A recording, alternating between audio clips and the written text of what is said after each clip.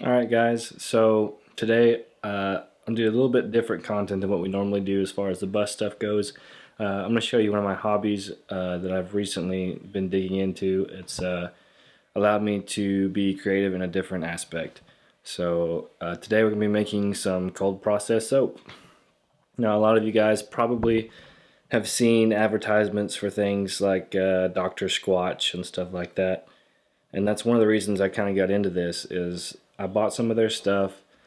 I really liked it. I just didn't want to keep paying $12 a bar for it. So I decided, hey, let's see if I can make some of this stuff. And I have been for about a year now. So I'm going to show you what that process kind of looks like. Alright, so a few things you need to know before we get started is you will have to have a recipe to follow. I made this recipe on soapcalculator.com. You can go there, you can use some of the recipes that they have, or you can make your own recipe based on the benefits of whatever type of oils you want to use. So soapcalc.com, you can get your recipe. So my recipe calls for 347 grams of water. So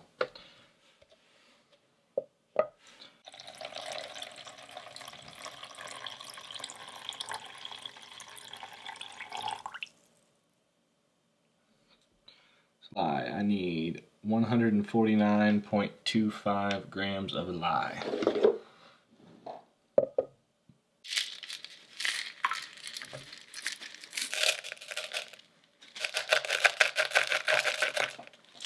It was 150 grams.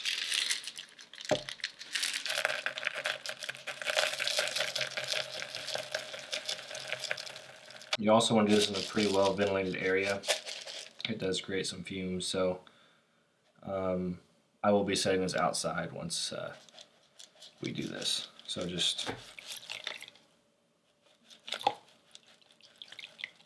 very slowly add it.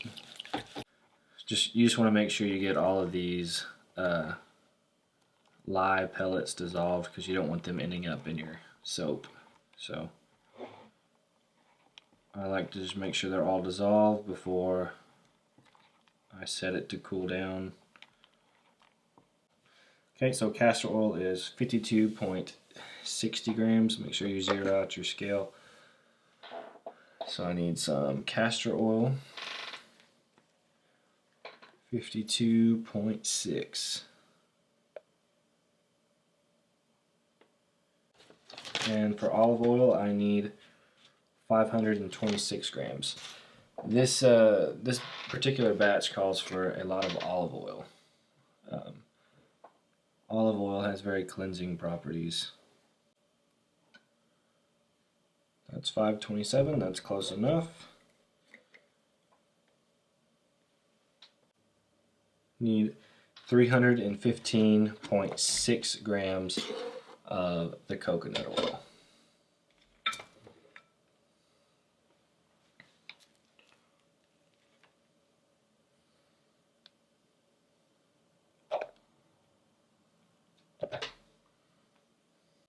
This stuff kind of looks like ice cream once you start scooping it with an ice cream scooper. And we only need 52 grams of the shea butter. 52 grams. Our last oil, it is cocoa butter, which these are pretty easy. I like these. And it is 105.2 grams.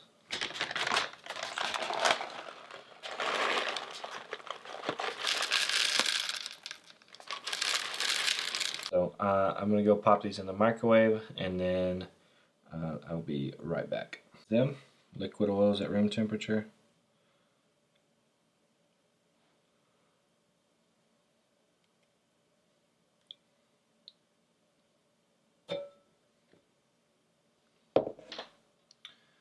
And these were my solid oils. Now they are liquid. So these are still pretty hot, but they will cool down once added to these ones. So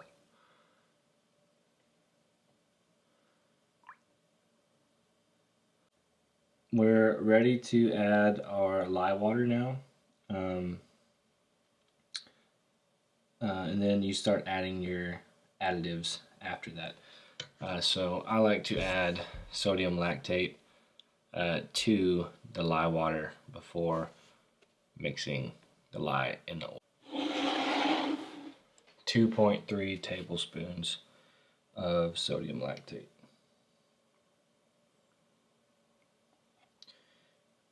It's 1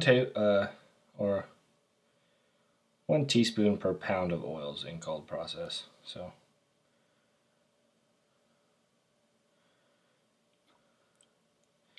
say that's 2.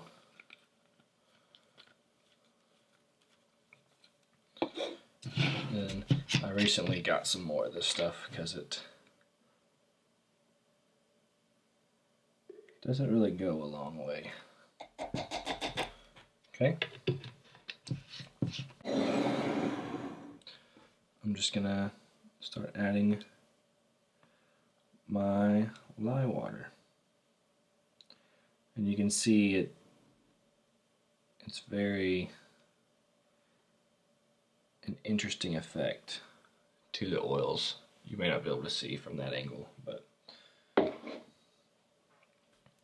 almost like, it's called an emulsification, but right now they're still pretty separate, and that's what the stick blender is for, is to emulsify both the lye water and the oils to make one mixture. So I like to do it just in pulses.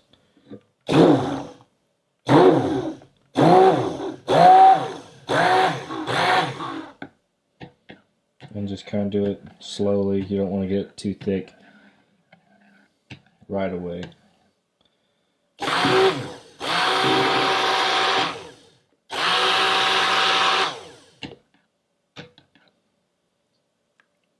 So trace is something, so when I pull this stick blender out of the batter, that's what they call this, trace is when it's thick enough it leaves a trail with what drips off the blender. I'm sure there's a more scientific way to explain that, but that's what I've learned. So if it doesn't leave a trail on the top, it's not at trace yet. I get these 1 ounce samples.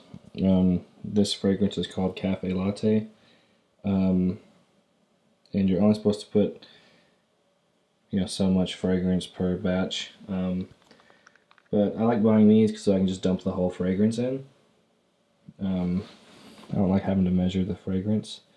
And it may seem like a lot to use this whole thing, but the soap really makes it like less potent smelling, and that is 12 bars of soap in there. So now we're ready to add our exfoliant, which is literally just some coffee grounds that I saved from my coffee.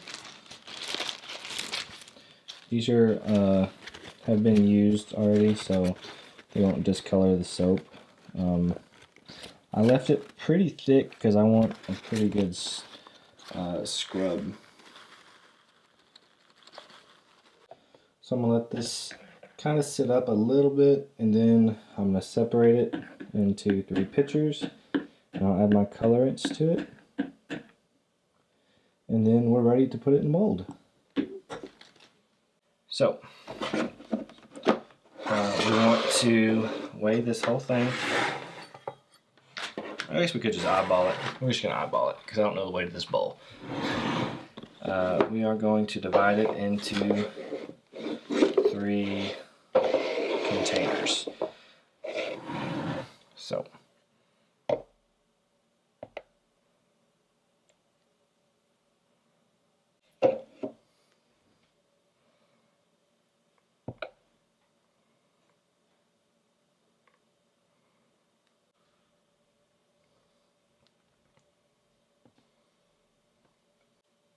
You know, the last time I made soap, I dumped it everywhere, all over the table, and so far this time I've not even spilled a drop of it, so that's progress. I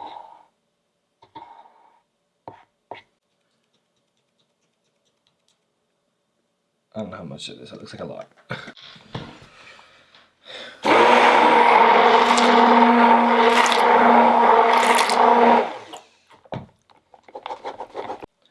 It's not as wide as I'd like it to be, but it'll probably lighten in the drying process, so.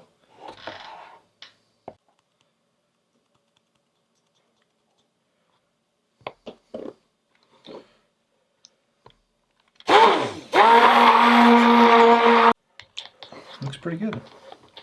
Smells good. I wouldn't eat it though. So that's, I think I'm gonna make that my dark one.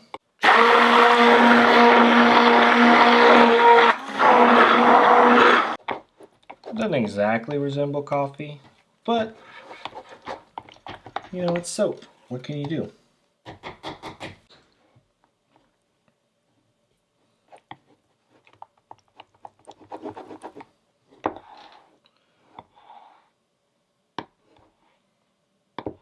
Normally, you could pour this batter in, but it's pretty thick, which this is fine because it'll help us layer our colors. They won't sink into each other, so I'm not mad at it. With that. So another trick I learned is you want to tap your mold so there's no air bubbles when you when it sets up. So now we're going to go in with our lighter mix here. I just kind of want to somewhat smooth it out, you know, not a lot.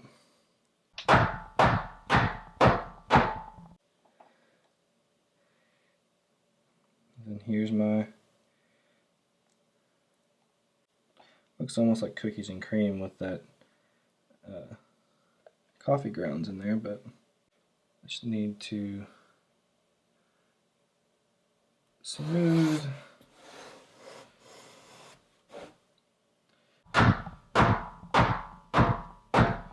So I don't normally decorate my soaps just because they're for me, but I feel like this one calls for this. Like, you have to. So I've got some whole bean coffee. No, I don't want to put too much on here because this is my good coffee.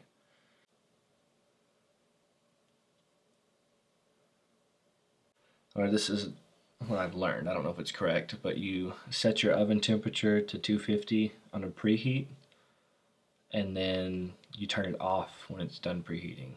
You don't put it to bake. And then you put your soap in there overnight, and I let it go for 18 to 24 hours in the oven before you unmold it. And that should force your cold process soap through gel phase. Alright everybody, we're back. It's been about 24 hours since we put the soap in the oven, so we're going to pull it and cut it today and see if it hardened up the way we want.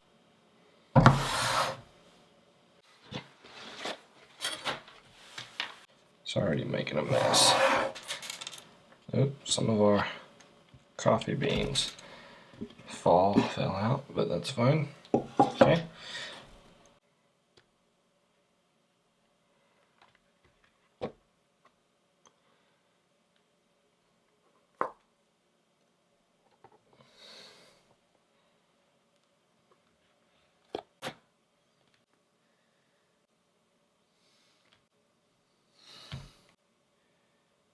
Much of a decoration guy. It's a good idea to take this process.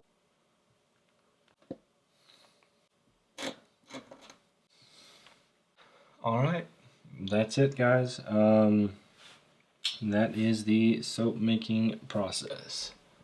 And there's the finished product. It will sit on the shelf for 3 to 4 weeks for a drying process, and then I will package them and they will be for sale.